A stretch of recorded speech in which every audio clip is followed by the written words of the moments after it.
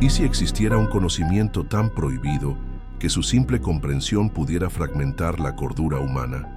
¿Y si existiera un texto capaz de corroer la realidad, de distorsionar lo que es concreto y de arrastrar a cualquiera que lo leyera hacia un abismo sin retorno la idea de una verdad insoportable, oculta bajo palabras seductoras, siempre ha estado presente en la literatura de horror cósmico? Pero pocas obras capturan este concepto de manera tan avasalladora como El Rey de Amarillo. Pero esta idea no surgió de la nada. Desde su publicación en 1895, la colección de cuentos de Robert W. Chambers ha sido un susurro persistente entre aquellos que se atreven a enfrentar lo desconocido. En el centro de estas historias hay un manuscrito maldito, una obra de teatro que destruye la mente de quien se atreve a leerla. Su título resuena como un susurro en los corredores de la locura: El Rey de Amarillo. Aquellos que se aventuran en sus páginas encuentran algo más allá de la ficción, más allá de la imaginación. Encuentran una fuerza invisible, un concepto tan avasallador que la cordura humana simplemente no puede soportarlo. Pero ¿qué es exactamente lo que hace que esta obra sea tan peligrosa? ¿Cómo un mero texto podría tener un efecto tan destructivo sobre aquellos que entran en contacto con él? Hay algo profundamente inquietante en la idea de un conocimiento prohibido, verdades ocultas, misterios que no deberían ser revelados. Desde los mitos más primitivos hasta las narrativas más modernas, el miedo a lo desconocido siempre nos ha perseguido. El fruto prohibido del Edén, los antiguos grimorios, repletos de secretos que exigen un precio terrible, los libros secretos de las órdenes esotéricas, donde el conocimiento puede ser una maldición. El miedo a mirar más allá de los límites de la comprensión humana siempre ha estado entre nosotros. Y es exactamente aquí donde El Rey de Amarillo se destaca. No solo sugiere que hay algo más allá del entendimiento racional. Nos advierte que buscar esa verdad puede costar caro, muy caro. El impacto de esta obra no se quedó en las páginas de un libro. Se esparció, se infiltró y moldeó el horror moderno de maneras que tal vez ni siquiera imaginas. Lovecraft, el padre del horror cósmico, bebió de esta fuente y llevó sus ideas aún más lejos. Películas, series, juegos. El Rey de Amarillo está en todas partes, incluso cuando no lo notas. True Detective, Call of Cthulhu. La cultura pop nunca escapó de la influencia sombría de El Rey de Amarillo. ¿Pero por qué? ¿Por qué este libro, entre tantos otros, sigue atormentando mentes más de un siglo después? Tal vez la respuesta esté en lo que El Rey de Amarillo realmente representa. Más que una simple obra ficticia dentro de una obra de ficción, es un concepto, un símbolo, una idea contagiosa. Personifica el miedo a lo desconocido en su forma más pura, la ansiedad de que en algún lugar existe un secreto tan vasto y terrible que solo percibirlo ya es suficiente para corroer la mente. Esta no es solo una historia de terror, sino un reflejo de la propia fragilidad humana frente al infinito. La obra es solo un portal. El verdadero horror acecha más allá del velo.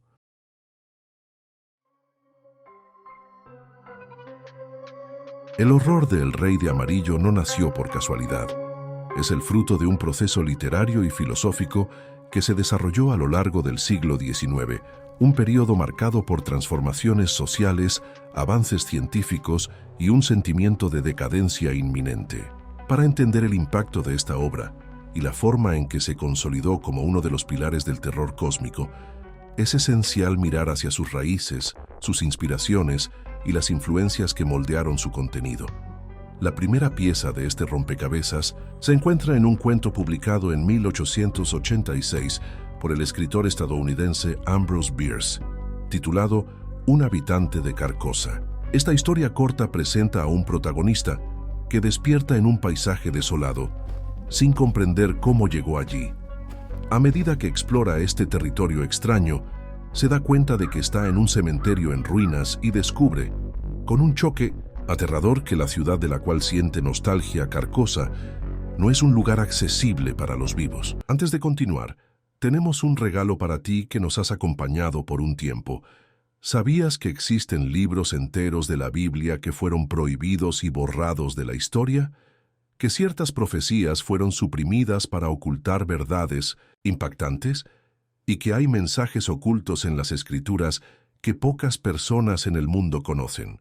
Lo que descubrimos es tan perturbador que podría cambiar completamente tu visión sobre la fe y la historia religiosa. Pensando en esto, reunimos los textos prohibidos más importantes, documentos censurados, profecías ocultas y los misterios más controversiales, y compilamos todo en un material revelador para que tengas acceso a la verdad que ha sido escondida por siglos. Si quieres conocer las historias que fueron silenciadas, pausa el video y apunta la cámara de tu celular al código QR que aparecerá en tu pantalla en este momento y haz clic en el enlace que aparecerá, o si lo prefieres, también puedes hacer clic en el enlace que dejamos en el primer comentario fijado debajo de este video.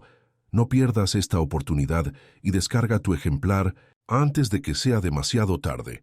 El cuento de Bierce no explica directamente lo que sucedió. No presenta criaturas sobrenaturales ni eventos espectaculares. El horror está en el subtexto, en la realización progresiva de que el protagonista está muerto y vaga por una tierra más allá del tiempo y la lógica.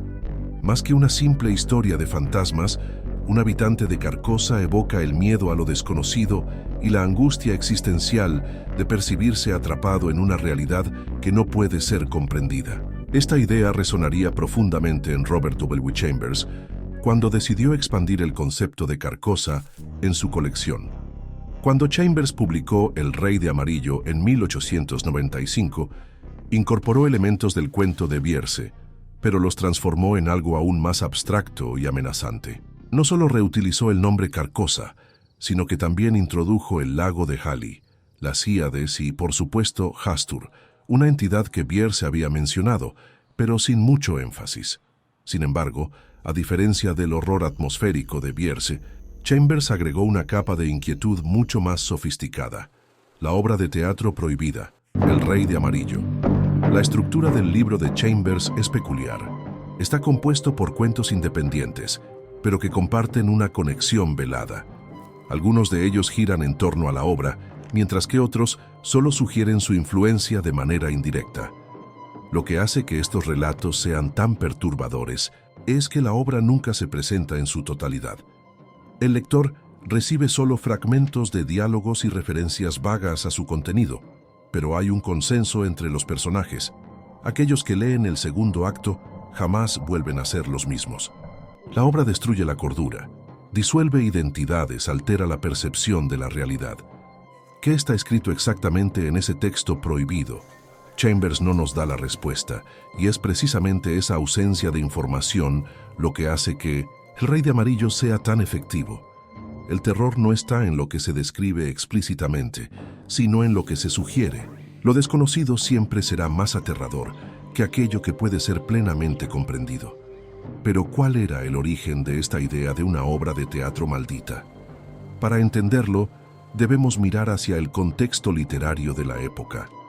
El final del siglo XIX estuvo marcado por un movimiento artístico conocido como decadentismo, una corriente que rechazaba los valores tradicionales y buscaba explorar temas como el pecado, la locura y la belleza mórbida. Uno de los principales exponentes de este movimiento fue el escritor francés Joris Karl Huysmans, cuya obra A rebours, a contrapelo, publicada en 1884, se convirtió en un manifiesto de la estética decadente. La novela sigue la vida de un aristócrata aburrido que se aísla del mundo y se entrega a placeres refinados y experiencias sensoriales extremas, sumergiéndose en un estado de alienación casi mística.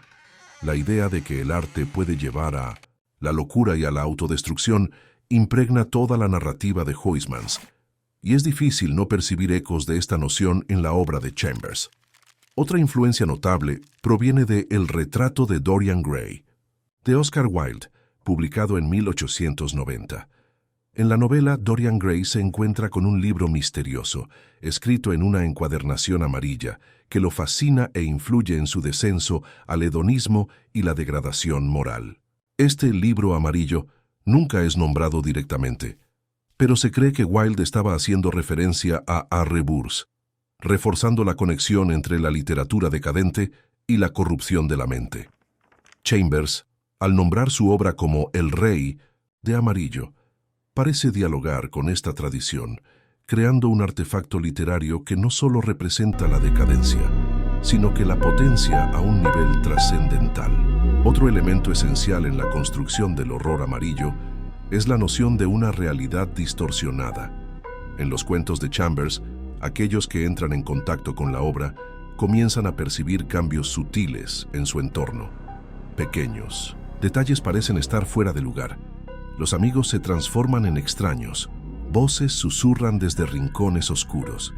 Al principio, estas alteraciones pueden parecer coincidencias, pero pronto se vuelven imposibles de ignorar. El horror se infiltra lentamente, como una infección que corrompe no solo la mente del personaje, sino el propio tejido de la realidad. Este tipo de narrativa anticipa muchos de los temas que serían desarrollados más tarde por H.P. Lovecraft y su concepción del horror cósmico. El impacto de El Rey de Amarillo no se limitó al campo literario. El concepto de la obra prohibida encontró eco en diversas otras manifestaciones artísticas y filosóficas. La idea de un texto que puede alterar la percepción y destruir la cordura fue retomada por diversos autores a lo largo del siglo XX. De cierta manera, Chambers creó un arquetipo narrativo que trasciende su propio libro.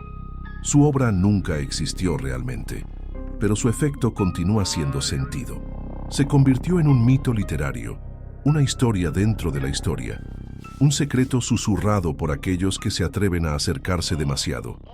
Este es el verdadero nacimiento del horror amarillo, una fusión entre la literatura decadente, el miedo a la corrupción mental y la idea de que el arte mismo puede ser una fuerza destructiva.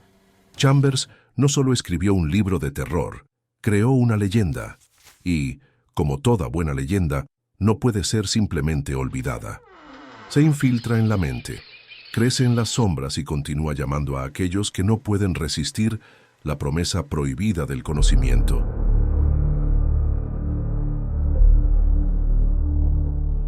Hastur es un nombre que resuena como un eco distante en las profundidades del horror cósmico, un enigma literario que ha atravesado diferentes autores y generaciones, siempre envuelto en misterio e incertidumbre.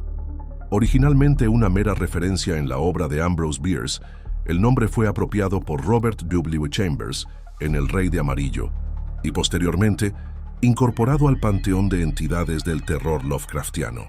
Sin embargo, a diferencia de figuras como Cthulhu, Nyarlathotep o Azathoth, Hastur no es una presencia claramente definida. Se manifiesta entre líneas, una sombra en el borde del entendimiento, un nombre que nunca es plenamente explicado y que, precisamente por eso, asume una aura de absoluto terror. Cuando Bierce mencionó a Hastur en sus escritos, no había ningún indicio de que el nombre se convertiría en algo mayor. En el cuento Aita, el pastor de 1893, Hastur es solo un dios pastoral, un ser benevolente cuya función parece ser guiar y proteger. Nada en su concepción original sugiere que esté relacionado con el horror o la locura. Pero entonces surge El Rey de Amarillo y algo cambia. Chambers no proporciona una explicación clara sobre Hastur, pero la simple presencia del nombre dentro de un contexto que involucra locura, decadencia y realidades distorsionadas ya lo transforma en algo siniestro. Aparece en medio de referencias dispersas al lago de Ali y a la ciudad de Carcosa, todos elementos que son introducidos como parte de una mitología fragmentada, donde nada es explícitamente revelado, pero todo es insinuado. La obra El Rey de Amarillo es el catalizador de esta corrupción. A lo largo de los cuentos de Chambers, aquellos que leen el texto prohibido son arrastrados a un estado de ruina psicológica que a menudo los lleva a Carcosa. Pero, ¿dónde entra exactamente Hastur en este proceso? ¿Sería él el propio Rey de Amarillo? ¿Sería un dios que gobierna Carcosa? ¿O tal vez una entidad que observa a distancia, esperando a aquellos que cruzan los límites de lo que está permitido conocer? Chambers nunca responde estas preguntas, y tal vez sea precisamente esta ausencia de definiciones lo que hace que Hastur sea tan aterrador. A diferencia de los horrores físicos descritos en otros textos de terror, él es un nombre, una insinuación, una amenaza que flota en el aire sin nunca concretarse completamente. El impacto psicológico de Hastur y de la obra prohibida es una de las características más marcantes del horror cósmico. En Lovecraft, el miedo nace de la comprensión de que el universo es demasiado vasto para que la mente humana lo soporte, y que existen fuerzas tan inmensas e indiferentes que cualquier intento de entenderlas resulta en locura. En Chambers, la amenaza es aún más íntima. No se trata solo de un conocimiento imposible, sino de una corrupción gradual de la propia percepción de la realidad. Los personajes que entran en contacto con el Rey de Amarillo no solo descubren verdades insoportables, sino que ven su mundo desmoronarse poco a poco, como si sus propias memorias y certezas estuvieran siendo desmontadas pieza por pieza.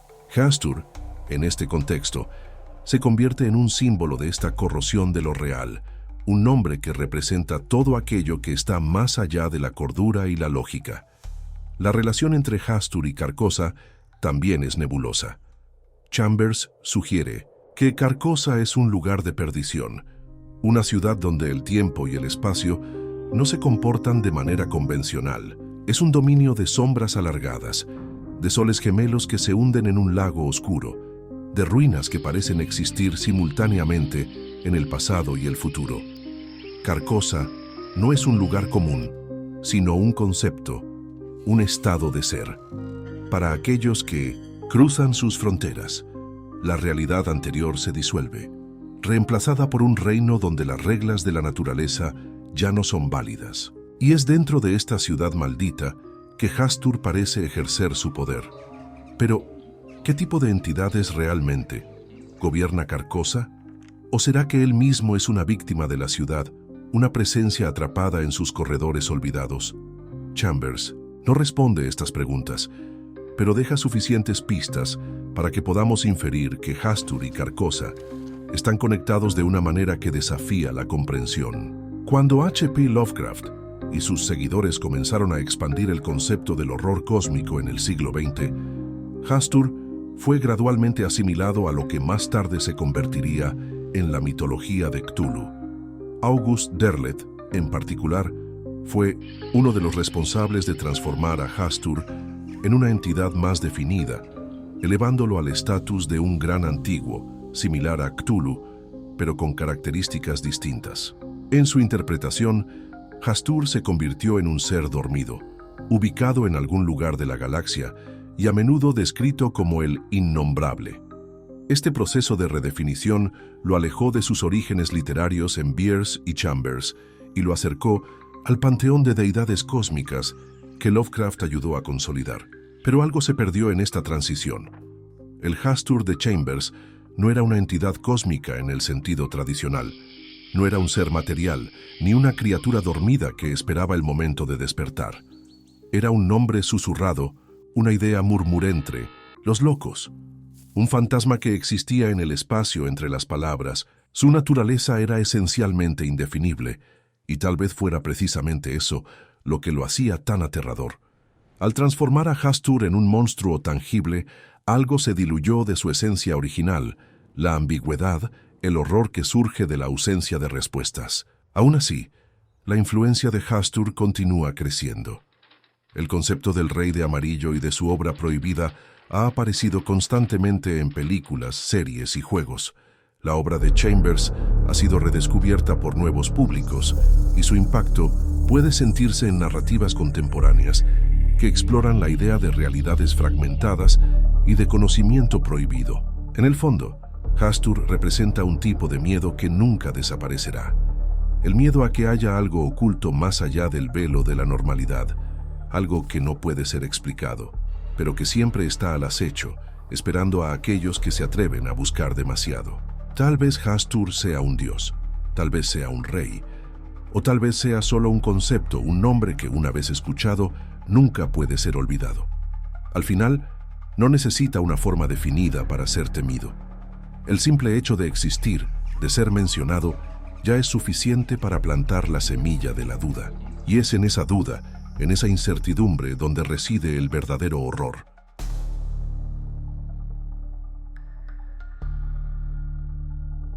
Existen símbolos que cargan poder, símbolos que no solo representan conceptos, sino que los hacen reales. El signo amarillo no es solo un dibujo, no es solo una marca, es una advertencia, un presagio de la ruina. Quien lo ve, nunca más es el mismo. En el universo del Rey de Amarillo es más que un detalle narrativo, es una entidad, una fuerza invisible que corrompe todo lo que toca. Primero, pequeños detalles parecen estar fuera de lugar. Mostrar una imagen de un reloj marcando una hora imposible. Luego rostros conocidos comienzan a parecer incorrectos. Y finalmente, la certeza inevitable. La realidad se está desmoronando. El signo amarillo no solo altera la mente, altera el propio mundo a su alrededor. ¿Qué es exactamente el signo amarillo? Chambers nunca lo describe con precisión.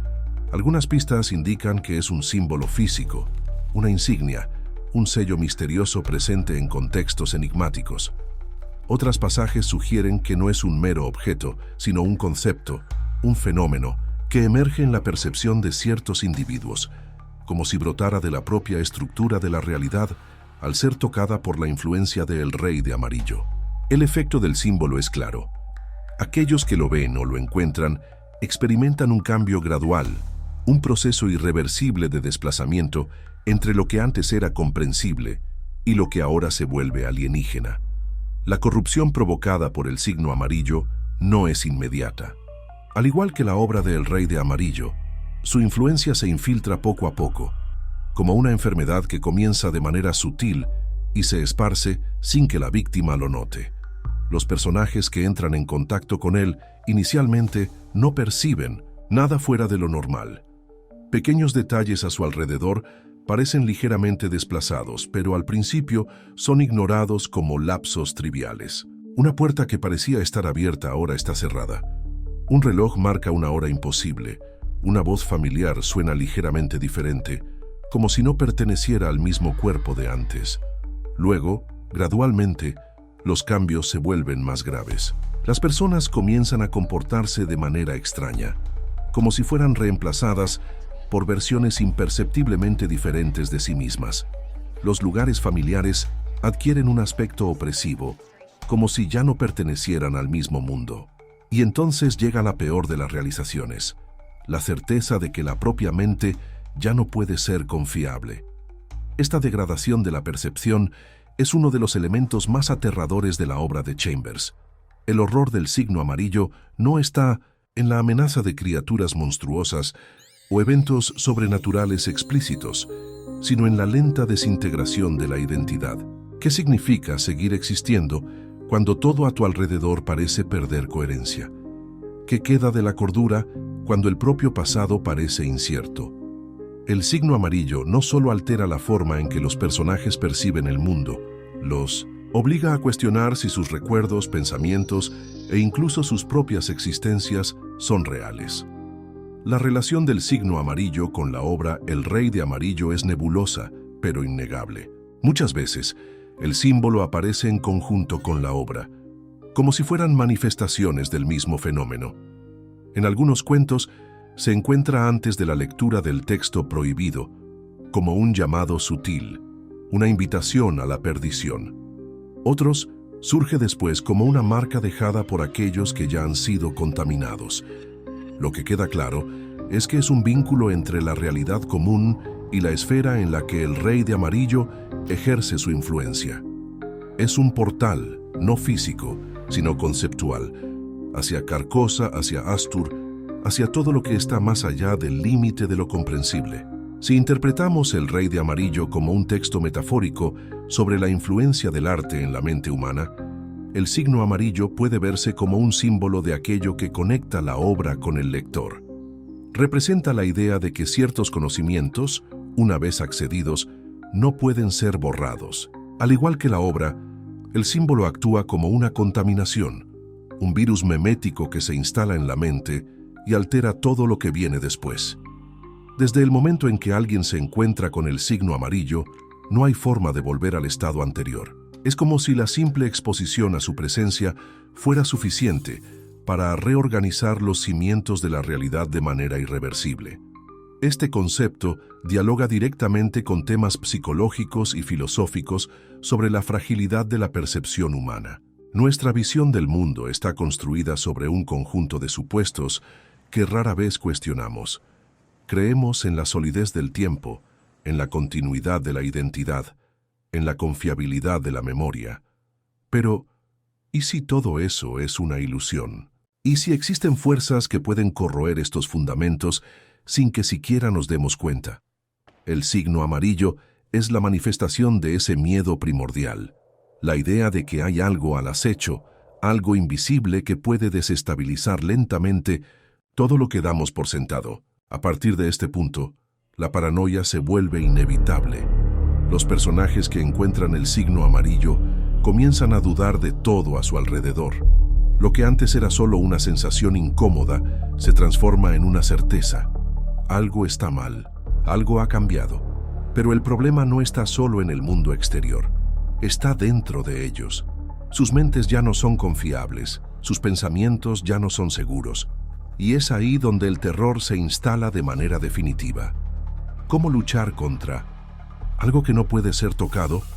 ¿Cómo resistir a un enemigo que se esconde dentro de la propia conciencia?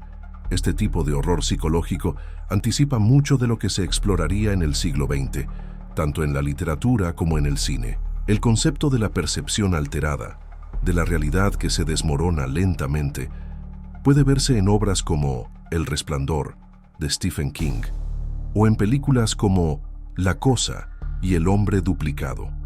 Estas historias exploran la idea de que el mayor miedo no es el monstruo que acecha en la oscuridad, sino la certeza de que ya no podemos confiar en nuestros propios sentidos. El signo amarillo en este contexto es una de las primeras representaciones de este tipo de horror en la literatura.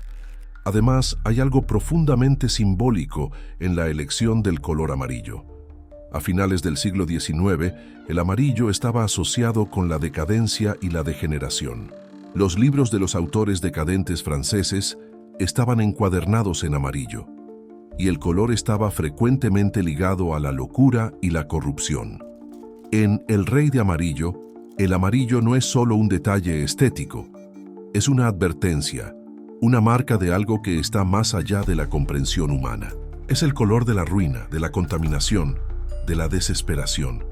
Y así el signo amarillo continúa ejerciendo su influencia. Permanece como un misterio, un enigma que nunca ha sido completamente descifrado. Aquellos que intentan entender su significado corren el riesgo de perderse en el mismo abismo que consumió a los personajes de Chambers. Porque al final, ese es el verdadero poder del símbolo. No solo representa la corrupción de la realidad, es la propia corrupción. Es el susurro de Carcosa, el llamado de Hastur, la puerta que nunca debería ser abierta. Pero, una vez que se ve el signo amarillo, esa puerta jamás puede ser cerrada.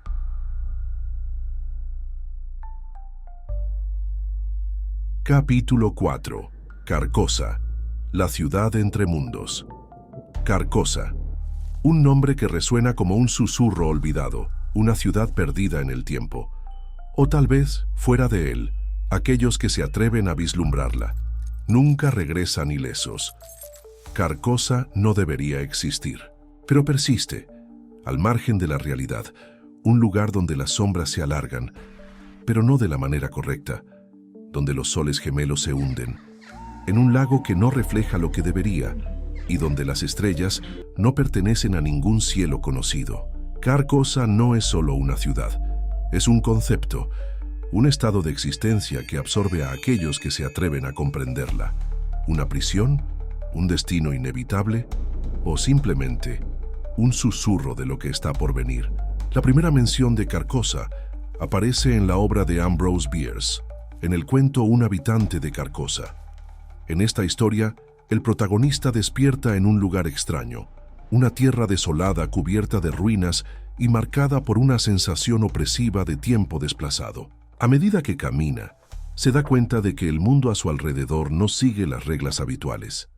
Árboles sin hojas se alzan contra un cielo sin sol, piedras desgastadas por el tiempo sugieren la presencia de una ciudad olvidada hace mucho tiempo.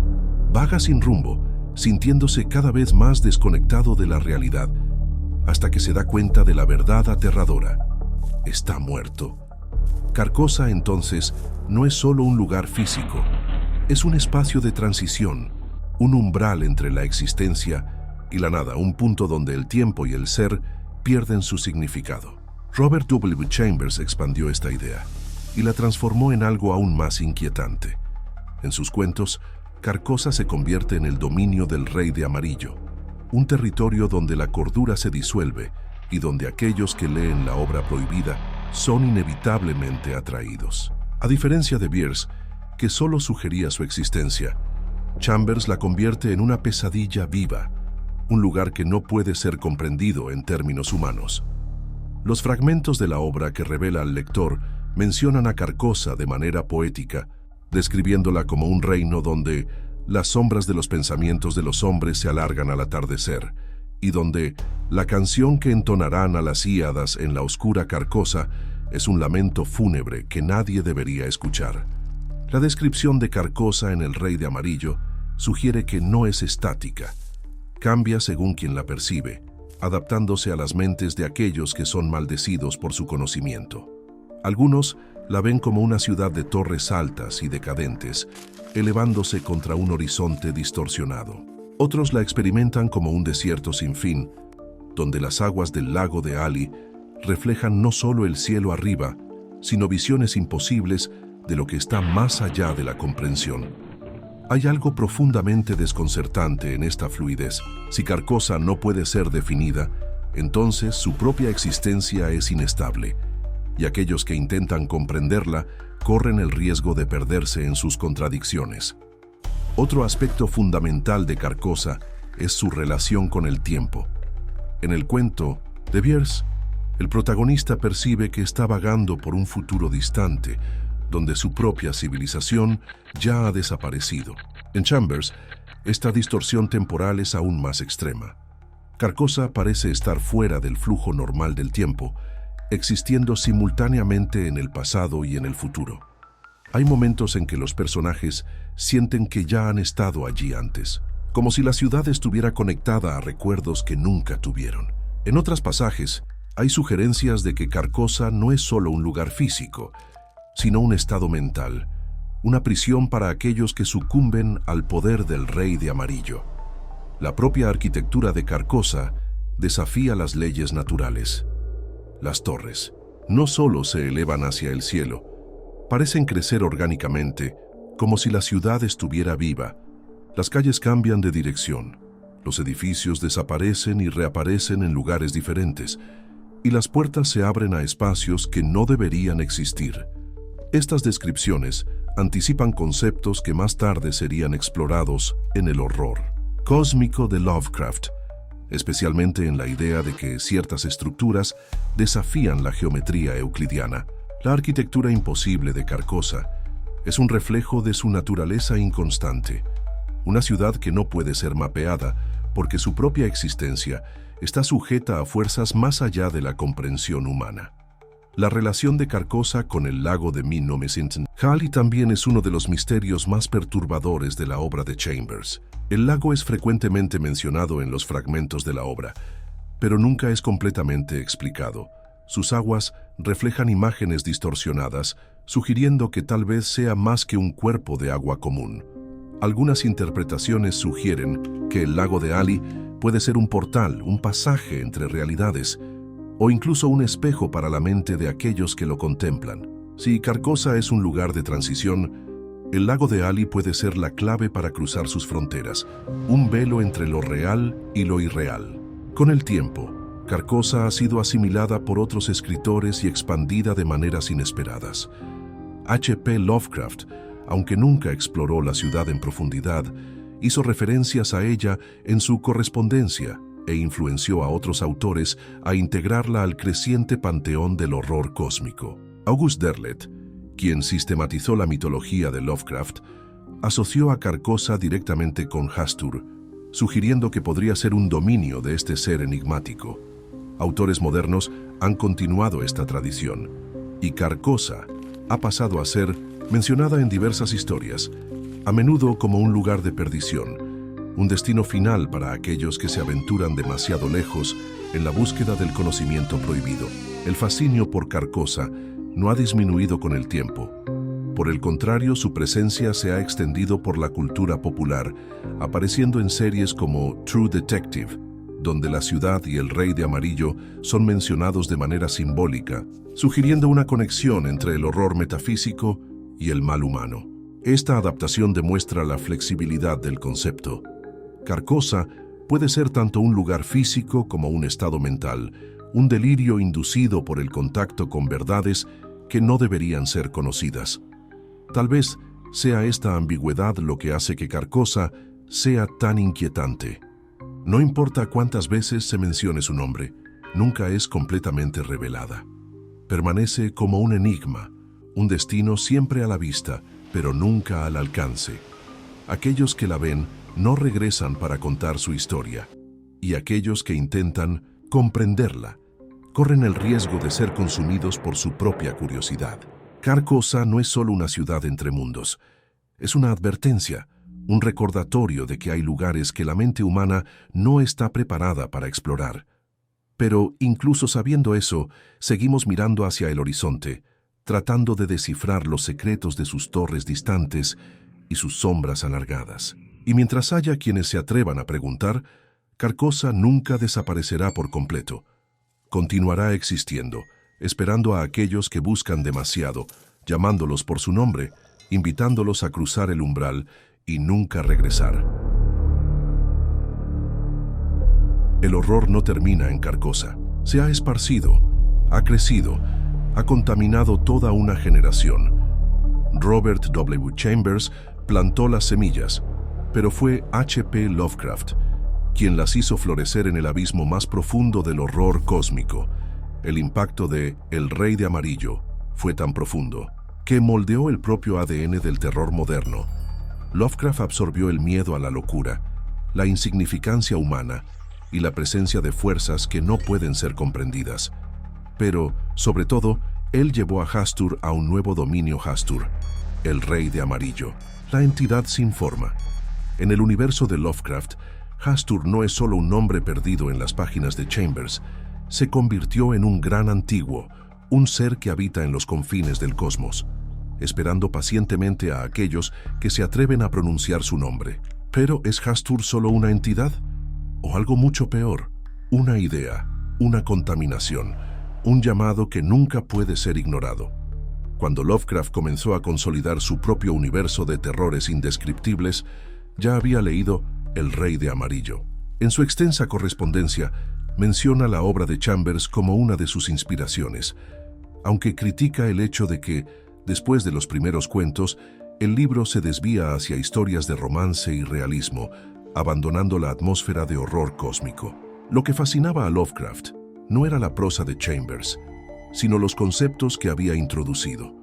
La idea de un texto prohibido que llevaba a la locura, una ciudad perdida cuyas fronteras parecían extenderse más allá de la realidad y la presencia invisible de una entidad que corrompía todo lo que tocaba, eran elementos que encajaban perfectamente en la concepción de Lovecraft sobre el miedo a lo desconocido. Sin embargo, Lovecraft nunca hizo de El Rey de Amarillo una pieza central en su propio universo. Se apropió de algunos nombres y referencias, pero nunca desarrolló directamente la figura de Hastur o la ciudad de Carcosa. Lo que hizo fue reinterpretar y diluir estos conceptos dentro de su propia estructura narrativa. En cuentos como Un susurro en la oscuridad, Lovecraft menciona a Hastur de manera sutil, sin proporcionar detalles sobre su naturaleza o papel en el panteón de sus grandes antiguos. Para él, el verdadero horror no residía en un libro específico o en una obra de teatro maldita, sino en la vastedad insondable del cosmos, donde fuerzas incomprensibles existían indiferentes a la humanidad. Fue solo después de la muerte de Mino-Nisintu, Lovecraft, que Hastur comenzó a ser consolidado como parte de la llamada mitología de Cthulhu. El responsable de este cambio fue August Derleth, un escritor y editor que asumió la tarea de organizar y expandir el legado Lovecraftiano. A diferencia de Lovecraft, quien veía a sus dioses cósmicos como entidades amorales e insondables, Derleth buscó sistematizar la mitología, asignando roles más definidos a cada entidad. Fue él quien transformó a Hastur en un gran antiguo, un ser comparable a Cthulhu, posiblemente rivalizando con él en poder e influencia. Derleth estableció que Hastur residía en una estrella distante y que su presencia en la Tierra solo se sentía indirectamente, a través de símbolos y manifestaciones. Esta reinterpretación, sin embargo, causó cierta confusión entre los lectores y estudiosos de la literatura de horror. Después de todo, Hastur nunca había sido descrito como un gran antiguo en la obra original de Chambers. Lo que Derleth hizo fue transformar un nombre enigmático en un dios tangible, asignándole una función dentro de una cosmología organizada. Esta sistematización del horror cósmico fue criticada por estudiosos del género, ya que Lovecraft siempre había enfatizado la imposibilidad de comprender plenamente las entidades de su universo. Al reducir a Hastur a un ser definido, Derleth debilitó la aura de misterio y terror abstracto que había rodeado a la figura desde su aparición en El Rey de Amarillo. Aún así, la influencia de Derleth se consolidó, y Hastur se convirtió en parte integral de la mitología moderna del horror cósmico. Pasó a ser referenciado en diversas historias, frecuentemente asociado con el signo amarillo y la locura de aquellos que intentaban comprenderlo. Carcosa, que antes era un concepto ambiguo, también fue incorporada a la mitología Lovecraftiana, siendo descrita como una ciudad alienígena, un punto de conexión entre diferentes dimensiones. El lago de Halley, otro elemento vago de la obra de Chambers, fue reinterpretado como una extensión del dominio de Hastur, una región donde las leyes de la física comenzaban a desmoronarse. Esta fusión entre el Rey de Amarillo y la mitología de Cthulhu abrió el camino para nuevas exploraciones del tema en la literatura y la cultura popular. A finales del siglo XX y principios del XXI, diversos autores y creadores comenzaron a rescatar la mitología amarilla y a insertarla en nuevos contextos. Uno de los ejemplos más notables fue la serie True Detective, donde la presencia del Rey Amarillo y de Carcosa no es literal, sino simbólica, representando la corrupción moral y la degradación de la mente de los personajes. Este enfoque rescata el espíritu original de Chambers, donde la verdadera amenaza no es una entidad física, sino la idea de que la realidad puede desmoronarse frente a un conocimiento prohibido. Además, juegos de RPG como Call of Cthulhu también ayudaron a popularizar el concepto de Hastur y del signo amarillo.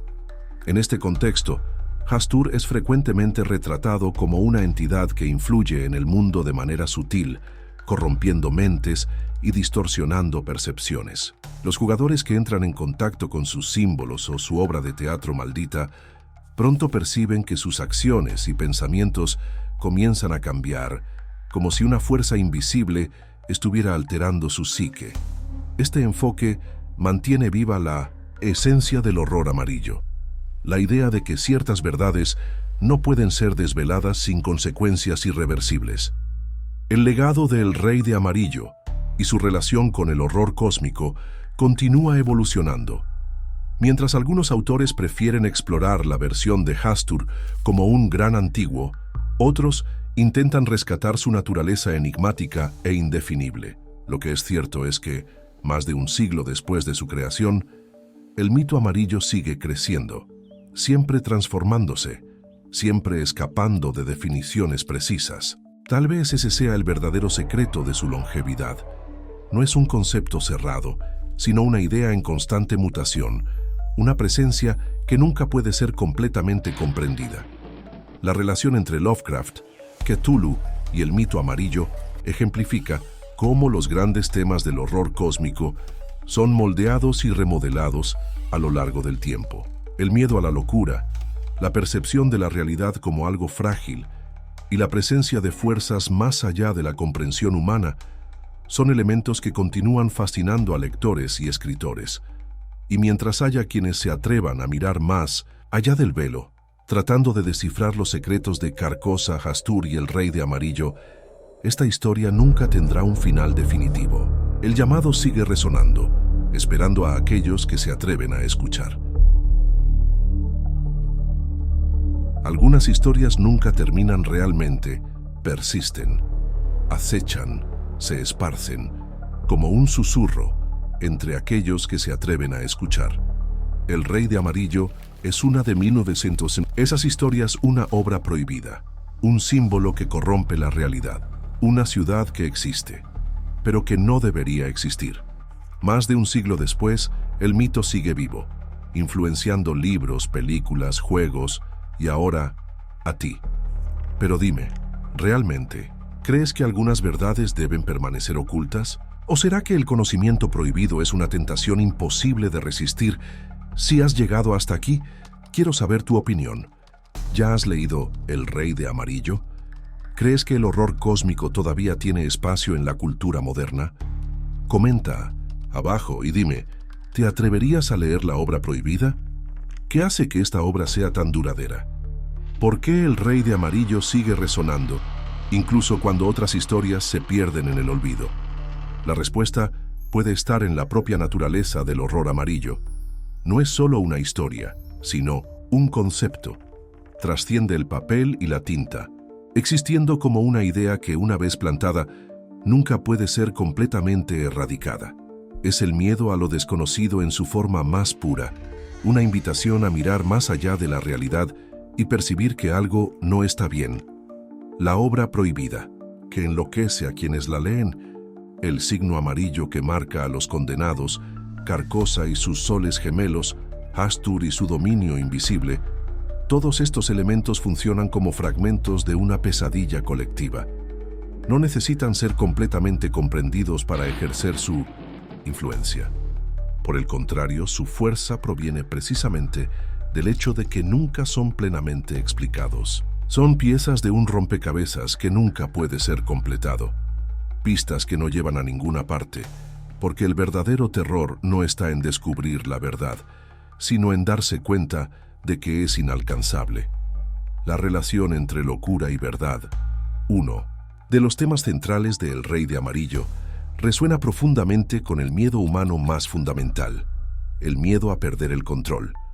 En un mundo donde nos aferramos a la lógica y la razón para dar sentido a la existencia, la idea de que estas estructuras pueden colapsar en cualquier momento es profundamente inquietante. El horror cósmico de Chambers y Lovecraft nos recuerda que la cordura es una ilusión frágil, que la realidad no es tan sólida como creemos, y lo peor de todo, que algunas verdades no deberían ser conocidas, pero eso no nos impide intentar comprenderlas. Por el contrario, la búsqueda de lo prohibido es lo que nos define como seres humanos. Desde los mitos antiguos hasta la ciencia moderna, nuestra obsesión por desentrañar los misterios del universo nos impulsa a cruzar límites, incluso cuando sabemos que hay riesgos. El Rey de Amarillo encapsula este dilema: la necesidad de saber y el miedo a las consecuencias. Quien se atreve a levantar el velo de Carcosa nunca regresa como era antes. Y así, el mito continúa. Nuevas interpretaciones surgen, nuevos escritores intentan descifrarlo, nuevas mentes son contaminadas por su influencia. Porque al final El Rey de Amarillo no es solo una obra, es una idea, y las ideas nunca mueren,